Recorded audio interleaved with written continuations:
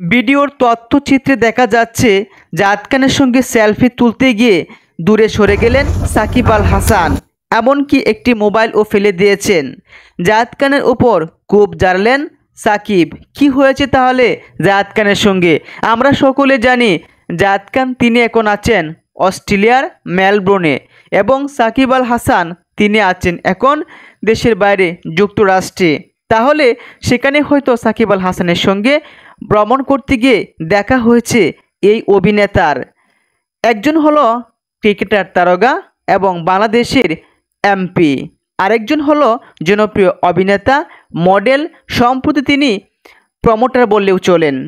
তিনি বিভিন্ন শোরুম উদ্বোধন এবং দেশ বিদেশের অসংখ্য জায়গায় স্টেজ পারফরমেন্স করতে যাচ্ছেন। তবে কি ঘটেছে সাকিব আল হাসানের সঙ্গে?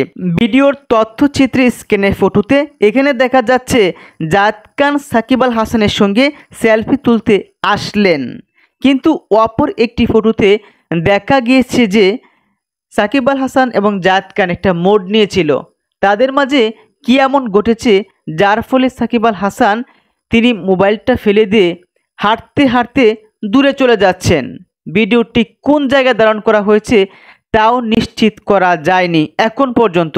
তবে ভিডিওটির বিশ্লেষণে অনুমান করা যায় সেটি কোনো রিসোর্ট কিংবা হোটেলের সুইমিং পুল হতে পারে।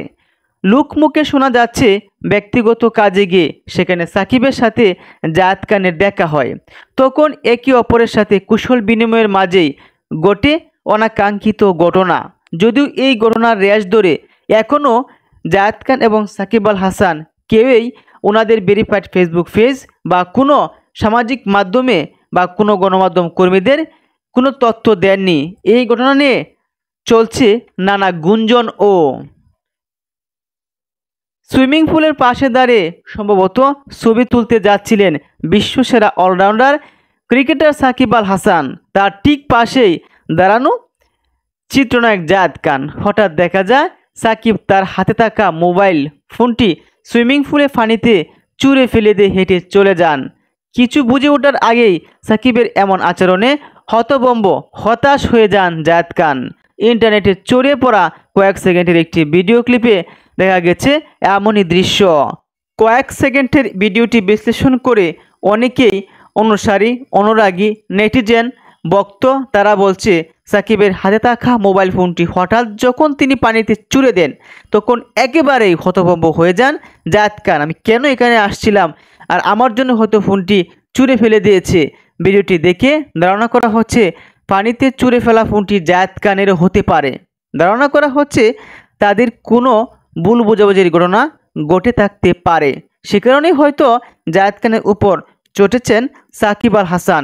শেষমেশ মেজাজ নিয়ন্ত্রণে রাখতে না পেরে হাতে থাকা ফোনটি পানিতে ছুঁড়ে মেরে তিনি হাঁটতে হাঁটতে জায়েদ খান থেকে অনেকটা দূরে চলে যান। অনেকেই বলছেন হয়তোবা এটা কোনো বিজ্ঞাপনের ও ভিডিও ক্লিপ হতে পারে। পরবর্তী ভিডিওতে জানাবো। ধন্যবাদ।